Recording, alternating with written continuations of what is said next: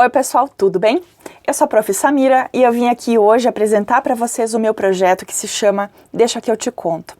Para cada vídeo eu faço a leitura de um texto ou de um conto literário, seja ele nacional ou internacional, no intuito de compartilhar com vocês essa experiência de leitura.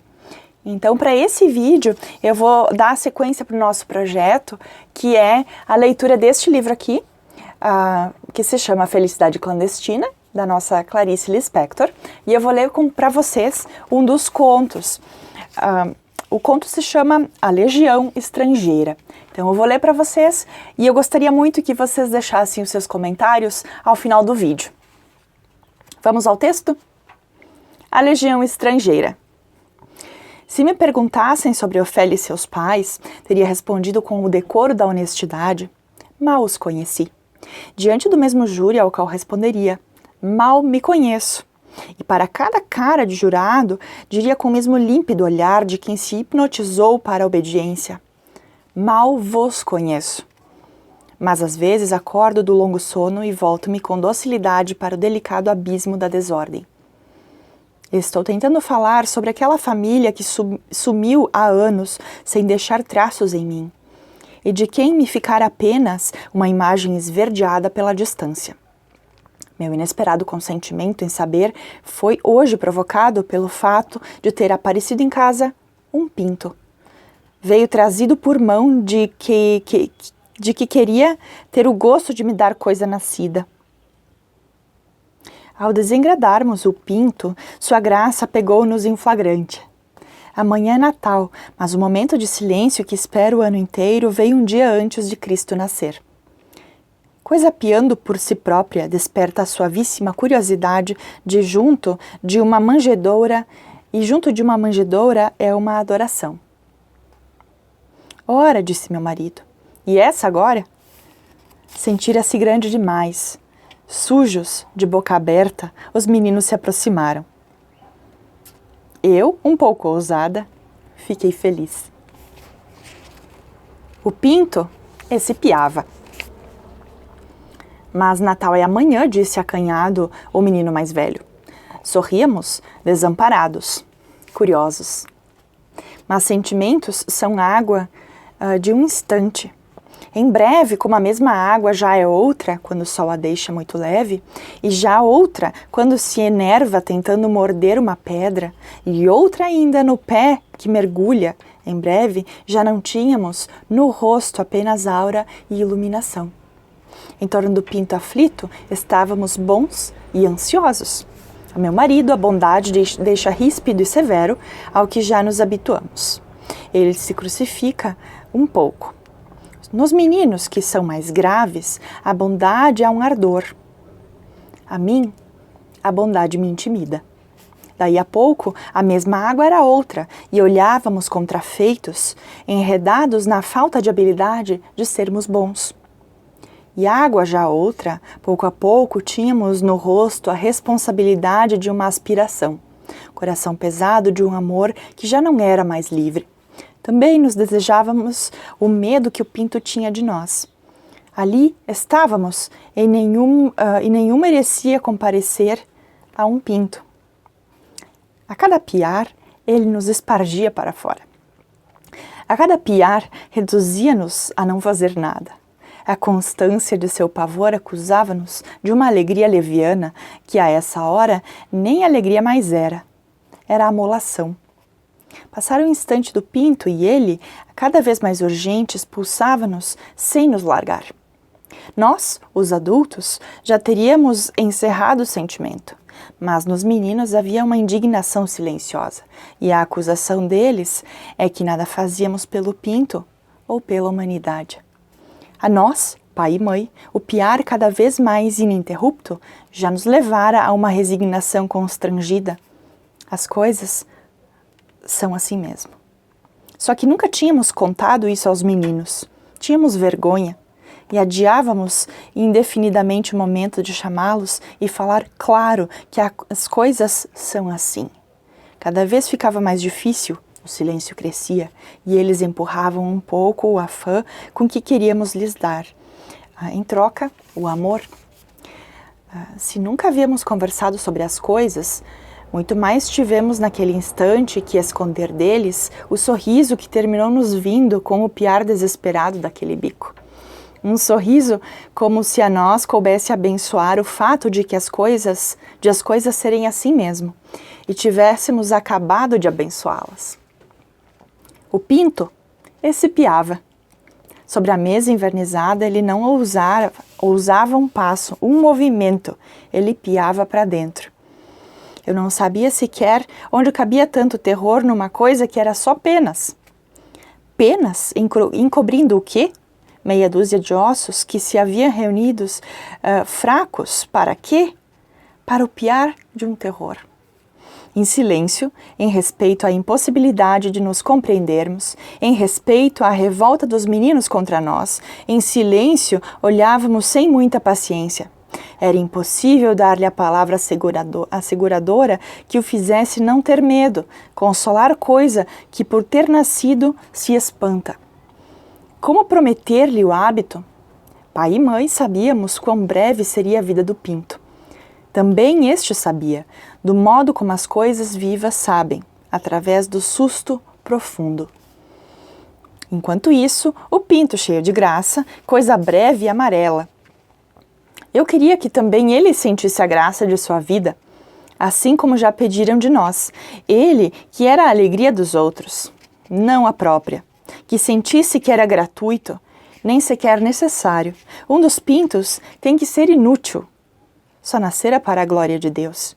Então, fosse a alegria dos homens. Mas era amar o nosso amor, querer que o pinto fosse feliz somente porque o amávamos. Eu sabia também que só mãe resolve o nascimento. E o nosso era amor de quem se compraz em amar. Eu me revolvia na graça de me ser dado a amar. Sinos repicavam, porque sei adorar. Mas o pinto tremia, coisa de terror, não de beleza. O menino menor não suportou mais. Você quer ser mãe dele? Eu disse que sim, em sobressalto. Eu era enviada junto àquela coisa que não compreendia a minha única linguagem. Eu estava amando sem ser amada. A missão era falível e os olhos de 4 meninos aguardavam com a intransigência da esperança o meu primeiro gesto de amor eficaz.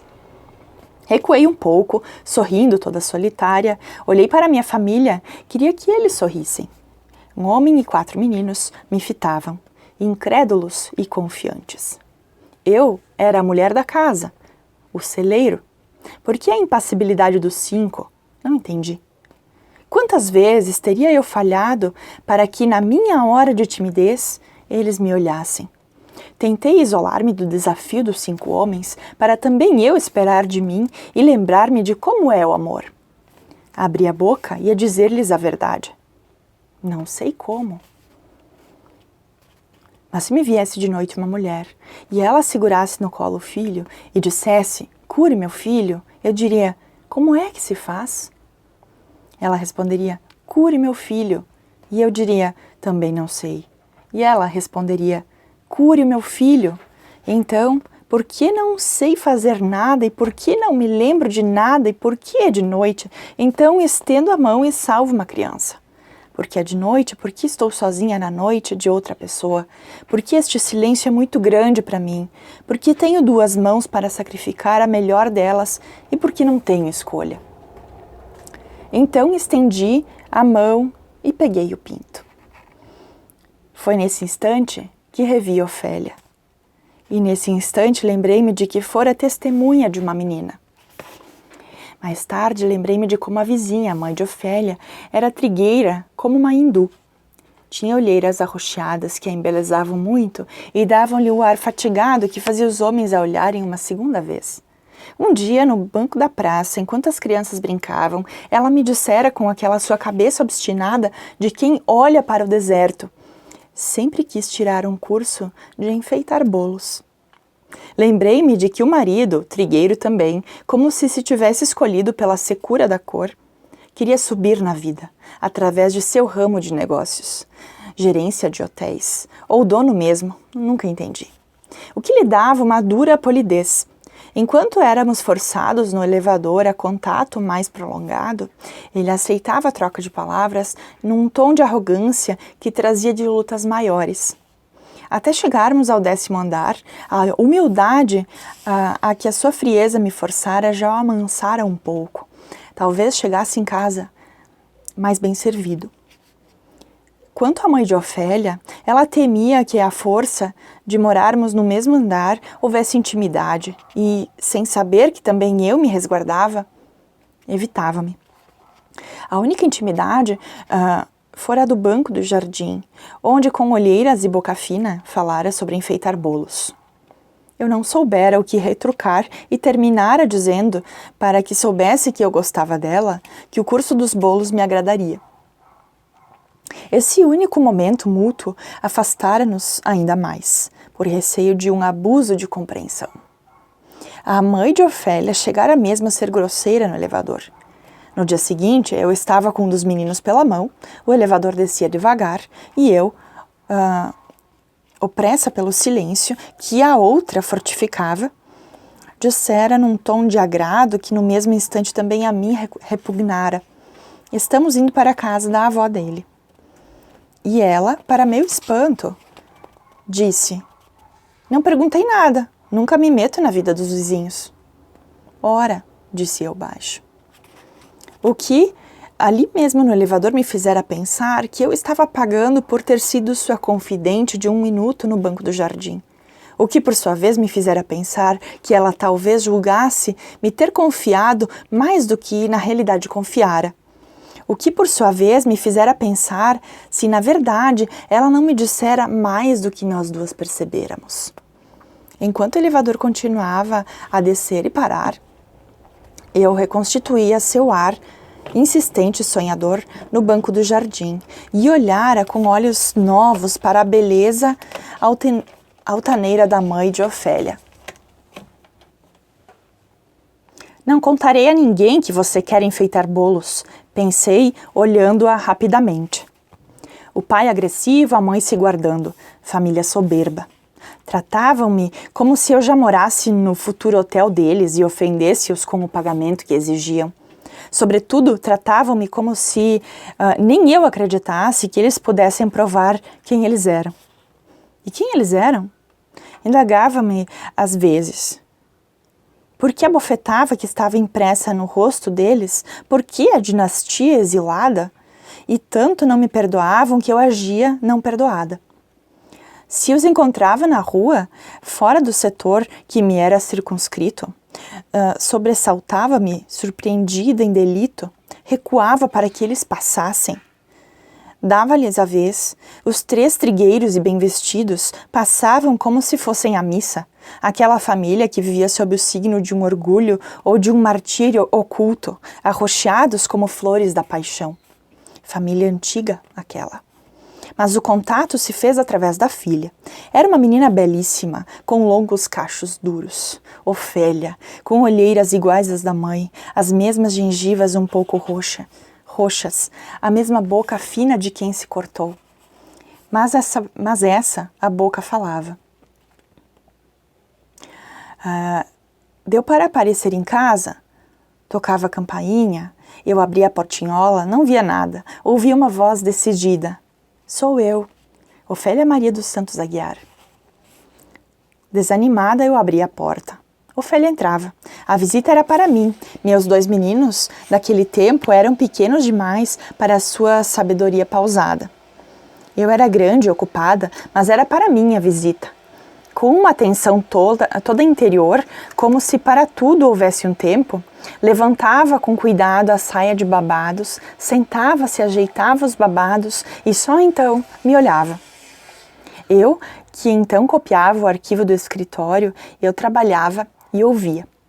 Ofélia, ela dava-me conselhos. Tinha opinião formada a respeito de tudo. Tudo o que eu fazia era um pouco errado, na sua opinião. Dizia: na minha opinião, em tom de ressentimento, como se eu lhe devesse ter pedido conselhos. E já que eu não pedia, ela dava. Com seus 8 anos, altivos e bem vividos, dizia que, na sua opinião, eu não criava bem os meninos, pois meninos, quando se dá a mão, querem subir na cabeça. Banana não se mistura com leite, mata. Mas é claro, a senhora faz o que quiser, cada um sabe de si. Não era mais hora de estar de hobby. Sua mãe mudava de roupa logo que saía da cama. Mas cada um termina levando a vida que quer. Se eu explicava que era porque ainda não tomara banho, Ofélia ficava quieta, olhando-me atenta. Com alguma suavidade, então, com alguma paciência, acrescentava que não era hora de ainda não ter tomado banho. Nunca era a minha última palavra. Que última palavra poderia eu dar quando ela me dizia: empada de legume não tem tampa. Uma tarde, numa padaria, vi-me inesperadamente diante da verdade inútil. Lá estava, sem tampa, uma fila de empadas de legumes. Mas eu lhe avisei. Ouvia como se ela estivesse presente. Com seus cachos e babados, com sua delicadeza firme, era uma visitação na sala ainda desarrumada. O que valia é que dizia muita tolice também, o que, no meu desalento, me fazia sorrir desesperada. A pior parte da visitação era do silêncio. Eu ergui os olhos da máquina e não saberia há quanto tempo Ofélia me olhava em silêncio. O que em mim poderia atrair essa menina? Desesperava-me eu. Uma vez, depois desse longo silêncio, dissera-me tranquila: a senhora é esquisita. E eu, atingida em cheio, no rosto, sem cobertura, logo no rosto, que sendo o nosso avesso é coisa tão sensível, eu, atingida em cheio, pensara com raiva: pois vai ver que é esse esquisito mesmo que você procura. Ela que estava toda coberta e tinha mãe coberta e pai coberto. Eu ainda preferia, pois, conselho e crítica.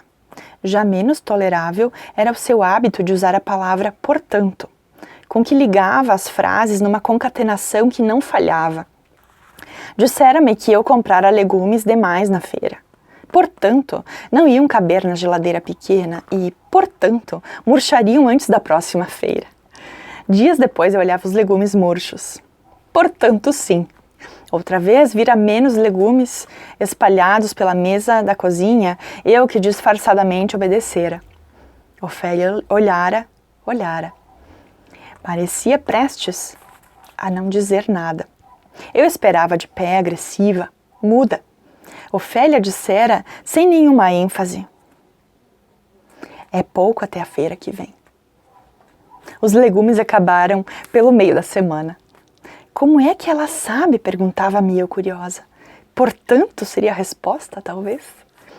Porque eu nunca sabia? Por que sabia ela de tudo? Por que era a terra tão familiar a ela e eu tão sem cobertura? Portanto, uma vez Ofélia errou. Geografia. Disse sentada defronte a mim com os dedos cruzados no colo: é um modo de estudar. Não chegava a ser erro, mas era um leve estrabismo de pensamento. Mas, para mim, teve a graça de uma queda, e antes que o instante passasse, eu por dentro lhe disse: é assim mesmo que se faz. Isso. Vá devagar assim, e um dia vai ser mais fácil ou mais difícil para você, mas é assim. Vá errando, bem devagar. Uma manhã, no meio da sua conversa, avistou-me autoritária. Vou em casa ver uma coisa, mas volto logo. Arrisquei. Se você está muito ocupada, não precisa voltar. Ofélia olhou-me muda, inquisitiva. Existe uma menina muito antipática. Pensei bem claro para que ela visse a frase toda exposta no meu rosto. Ela sustentou o olhar. Olhar onde, com surpresa e desolação, vi fidelidade paciente, confiança em mim e o silêncio de quem nunca falou. Quando é que eu jogara um osso para que ela me seguisse muda pelo resto da vida? Desviei os olhos. Ela suspirou tranquila e disse com maior decisão ainda: volto logo. Que é que ela quer? Agitei-me. Por que atraio pessoas que nem sequer gostam de mim? Uma vez, quando Ofélia estava sentada, tocaram a campainha. Fui abrir e deparei com a mãe de Ofélia. Vinha protetora, exigente. Por acaso Ofélia Maria está aí? Está. Excusei-me como se a tivesse raptado. Não faça mais isso, disse ela para Ofélia, num tom de que me era dirigido. Depois voltou-se para mim e, subitamente ofendida, desculpe o incômodo. Nem pense nisso. Essa menina é tão inteligente. A mãe olhou-me em leve surpresa, mas a suspeita passou-lhe pelos olhos, e neles eu li: que é que você quer dela? Já proibi Ofélia Maria de incomodar a senhora, disse agora em desconfiança aberta. E segurando firme a mão da menina para levá-la, parecia defendê-la contra mim. Com uma sensação de decadência, espiei pela portinhola entreaberta sem ruídos. Lá iam as duas pelo corredor que levava ao apartamento delas, a mãe abrigando a filha com murmúrios de repreensão amorosa, a filha impassível a fremir cachos e babados. Ao fechar a portinhola, percebi que ainda não mudara de roupa e, portanto, assim fora vista pela mãe que mudava de roupa ao sair da cama. Pensei com alguma desenvoltura. Bem, agora a mãe me despreza, portanto estou livre da menina voltar. Mas voltava, sim. Eu era atraente demais para aquela criança. Tinha defeitos bastantes para seus conselhos, era terreno para o desenvolvimento de sua severidade. Já me tornara o domínio daquela minha escrava. Ela voltava? Sim. Levantava os babados, sentava-se. Por essa ocasião, sendo perto da Páscoa, a feira estava cheia de pintos, e eu trouxe um para os meninos. Brincamos, depois ele ficou pela cozinha, os meninos pela rua. Mais tarde, Ofélia aparecia para a visita. Eu batia a máquina, de vez em quando aquecia distraída. A voz igual da menina, a voz de quem fala de cor, me entontecia um pouco, e entrava por entre as palavras escritas. Ela dizia. Foi quando me pareceu de repente, que de repente tudo parara. Sentindo falta do suplício, olhei-a enevoada. Ofélia Maria estava de cabeça a prumo com os cachos inteiramente imobilizados. Que é isso? Disse. Isso o quê? Isso, disse inflexível. Isso? Ficaríamos indefinidamente numa roda de isso. Não fosse a força excepcional daquela criança que, sem uma palavra, apenas com a extrema autoridade do olhar, me obrigasse a ouvir o que ela própria ouvia. No silêncio da tensão a que ela me forçara, ouvi finalmente o fraco piar do pinto na cozinha. É o pinto? Pinto? Disse desconfiadíssima. Comprei um pinto, respondi resignada. Pinto! Repetiu como se eu a tivesse insultado. Pinto. E nisso ficaríamos. Não fosse certa coisa que vi e que antes nunca vira. O que era? Mas o que fosse não estava mais ali. Um pinto faiscara um segundo em seus olhos e nele submergia para nunca ter existido. E a sombra se fizera. Uma sombra profunda cobrindo a terra. Do instante em que involuntariamente sua boca estremecendo, quase pensara, eu também quero. Desse instante a escuridão se adensara no fundo dos olhos num desejo retrátil que, se tocassem, mais se fecharia como folha de dormideira.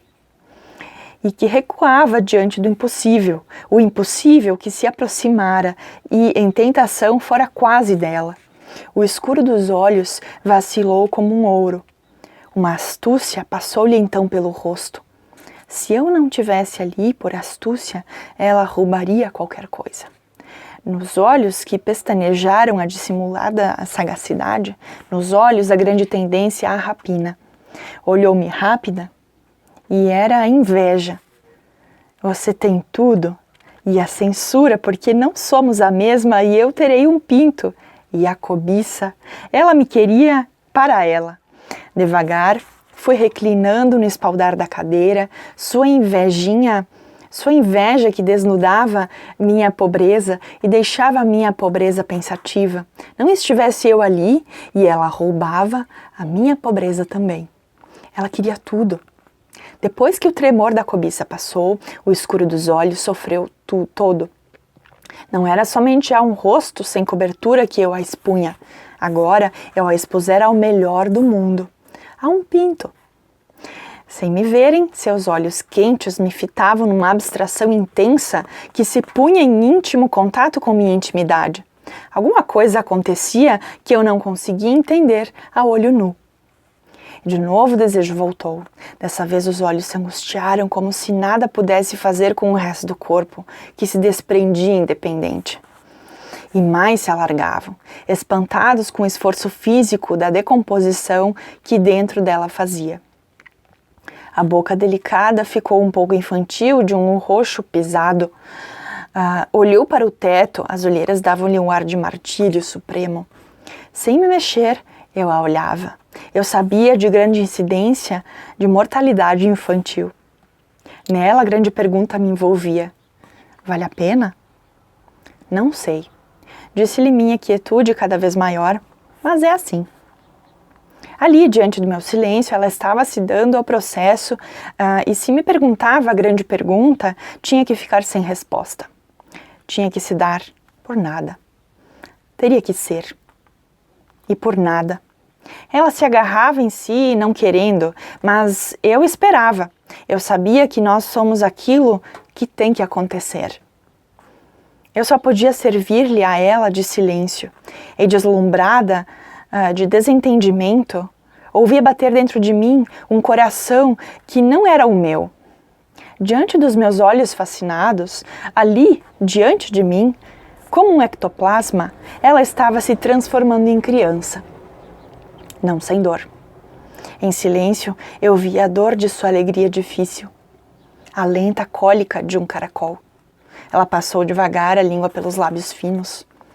Me ajuda, disse seu corpo, na bipartição penosa. Estou ajudando, respondeu minha imobilidade. A agonia lenta. Ela estava engrossando toda, a deformar-se com lentidão. Por momentos, os olhos tocavam-se puros cílios, numa avidez de ovo, e a boca de uma fome trêmula. Quase sorria então, como se estendida numa mesa de operação dissesse que não estava doendo tanto. Ela não me perdia de vista. Havia marcas de pés que ela não via. Por ali alguém já tinha andado e ela adivinhava que eu tinha andado muito. Mais e mais se deformava, quase idêntica a si mesma. Arrisco? Deixo eu sentir? Perguntava-se ela. Sim, respondeu-se por mim. E o meu primeiro sim embriagou-me. Sim, repetiu meu silêncio para o dela. Sim. Como na hora de meu filho nascer eu lhe dissera, sim, eu tinha a ousadia de dizer sim a Ofélia, eu que sabia que também se morre em criança sem ninguém perceber. Sim, repeti embriagada, porque o perigo maior não existe. Quando se vai junto, você mesma sempre estará. Isso você levará consigo para o que for ser. A agonia do seu nascimento. Até então eu nunca vira a coragem de ser o outro que se é, a de nascer do próprio parto e de largar no chão o corpo antigo. E sem lhe terem respondido se valia a pena, eu tentava dizer seu corpo molhado pelas águas, suas núpcias consigo mesma. Ofélia perguntou devagar com recato pelo que lhe acontecia. É um pinto? Não olhei para ela. É um pinto, sim. Na cozinha vinha o fraco piar. Ficamos em silêncio como se Jesus tivesse nascido. Ofélia respirava. Um pintinho, certificou-se em dúvida. Um pintinho, sim, disse eu, guiando-a com cuidado para a vida. Ah, um pintinho, disse meditando. Um pintinho, disse eu, sem brutalizá-la. Já há alguns minutos eu me achava diante de uma criança, fizera-se a metamorfose. Ele está na cozinha. Na cozinha, repetiu, fazendo-se de desentendida. Na cozinha, repeti pela primeira vez autoritária, sem acrescentar mais nada. Ah, na cozinha, disse Ofélia, muito fingida, e olhou para o teto. Mas ela sofria, com alguma vergonha, notei afinal que estava me vingando. A outra sofria, fingia, olhava para o teto. A boca, as olheiras. Você pode ir para a cozinha brincar com o pintinho. Eu? Perguntou sonsa. Mas só se você quiser. Sei que deveria ter mandado para não expô-la à humilhação de querer tanto. Sei que não lhe deveria ter dado a escolha, e então ela teria a desculpa de que fora obrigada a obedecer. Mas naquele momento não era por vingança que eu lhe dava o tormento da liberdade. É que aquele passo, também aquele passo, ela deveria dar sozinha. Sozinha e agora. Ela é que teria de ir à montanha, porque confundia-me eu. Por que estou tentando soprar minha vida na sua boca roxa? Por que estou lhe dando uma respiração? Como ouso respirar dentro dela, se eu mesma, somente para que ela ande, estou lhe dando os passos penosos?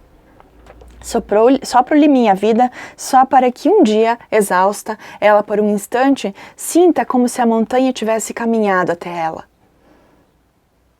Teria eu direito, mas não tinha escolha. Era uma emergência, como se os lábios da menina estivessem cada vez mais roxos. Só vai ver o pintinho se você quiser, repetia então com uma extrema dureza de quem salva. Ficamos nos defrontando, dessemelhantes, corpo separado de corpo. Somente a hostilidade nos unia. Eu estava seca e inerte na cadeira para que a menina fizesse por dentro de outro ser, firme para que ela lutasse dentro de mim, cada vez mais forte, à medida em que Ofélia precisasse me odiar e precisasse que eu resistisse ao sofrimento do seu ódio. Não posso viver isso por você, disse-lhe minha frieza. Sua luta se fazia cada vez mais próxima e em mim, como se aquele indivíduo que nascera extraordinariamente dotado de força estivesse bebendo de minha fraqueza. Ao me usar, ela me machucava com sua força. Ela me arranhava ao tentar agarrar-se às minhas paredes lisas. Afinal, a sua voz soou em baixa e lenta raiva. Pois vou ver o pintinho na cozinha. Vá sim, disse eu devagar. Retirou-se pausada, procurava manter a dignidade das costas. Na cozinha voltou imediatamente. Estava espantada, sem pudor, mostrando na mão o pinto e numa perplexidade que me indagava toda com os olhos. É um pintinho, disse. Olhou na mão que se estendia, olhou-me, olhou de novo a mão e de súbito encheu-se de um nervoso e de uma preocupação que me envolveram automaticamente em nervoso e preocupação. Mas é um pintinho, disse, e imediatamente a censura passou-lhe pelos olhos, como se não lhe tivesse dito quem piava. Ri. Ofélia olhou-me ultrajada e de repente riu. Ambas então rimos, um pouco agudas. Depois que rimos, Ofélia pôs o pinto no chão para andar. Se ele corria, ela ia atrás. Parecia só deixá-lo autônomo para sentir saudade. Mas se ele se encolhia, pressurosa ela o protegia, com pena de ele estar sob o seu domínio. Coitado dele, ele é meu. E quando segurava, era com mão torta, pela delicadeza. Era o amor, sim, o tortuoso amor. Portanto, precisa de muito trato. A gente não pode fazer carinho porque tem os perigos mesmo. Não deixe pegarem nele à toa. A senhora faz o que quiser, mas milho é grande demais para o biquinho aberto dele, porque ele é molezinho, coitado, tão novo. Portanto, a senhora não pode deixar filhos fazerem carinho nele. Só eu sei que carinho ele gosta. Ele escorrega à toa. Portanto, o chão de cozinha não é lugar para pintinho. Há muito tempo eu tentava de novo bater a máquina, procurando recuperar o tempo perdido, e Ofélia me embalando e aos poucos falando só para o pintinho e amando de amor.